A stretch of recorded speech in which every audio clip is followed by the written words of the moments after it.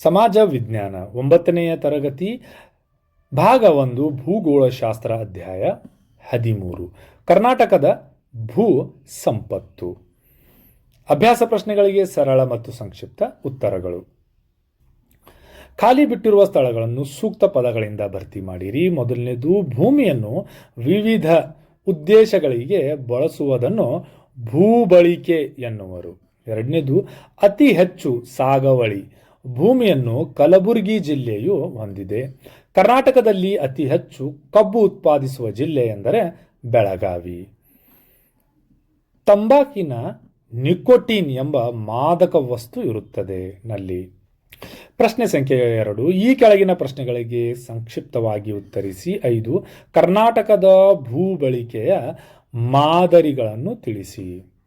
ಉತ್ತರ: ನೀಳುವ ಸಾಗುವಳಿ ಭೂಮಿ, ಅರಣ್ಯ ಪ್ರದೇಶ, ಸಾಗುವಳಿ ಲಭ್ಯವಿಲ್ಲದ ಭೂಮಿ, ಸಾಗುವಳಿ ಮಾಡದ ಇತರೆ ಭೂಮಿ, ಬೀಳು ಭೂಮಿ. ಪ್ರಶ್ನೆ ಸಂಖ್ಯೆ 6, ಕರ್ನಾಟಕದಲ್ಲಿ ವ್ಯವಸಾಯದ ಪ್ರಾಮುಖ್ಯತೆಯನ್ನು ಕುರಿತು ಬರೆಯಿರಿ.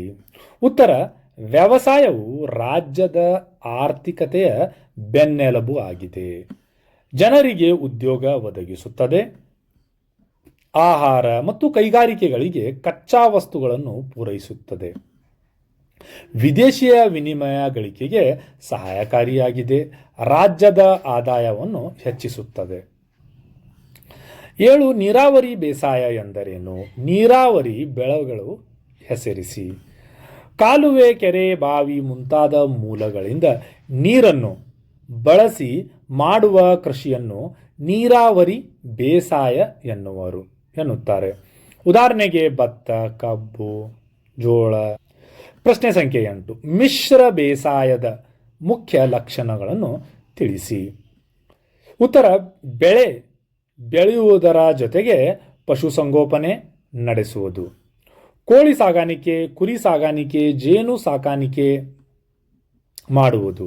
ರೇಷ್ಮೆ ಕೃಷಿ ಮತ್ತು ಮೀನುಗಾರಿಕೆಯನ್ನು ಸಹ ಕೈಗೊಳ್ಳುವುದು ರೈತನ ಆದಾಯವನ್ನು ಹೆಚ್ಚಿಸುತ್ತದೆ. ಇದು ಪ್ರಶ್ನೆ ಸಂಖ್ಯೆ 9, ಮೆಕ್ಕೆಜೋಳವನ್ನು ಕುರಿತು ಟಿಪ್ಪಣಿ ಬರೆಯಿರಿ.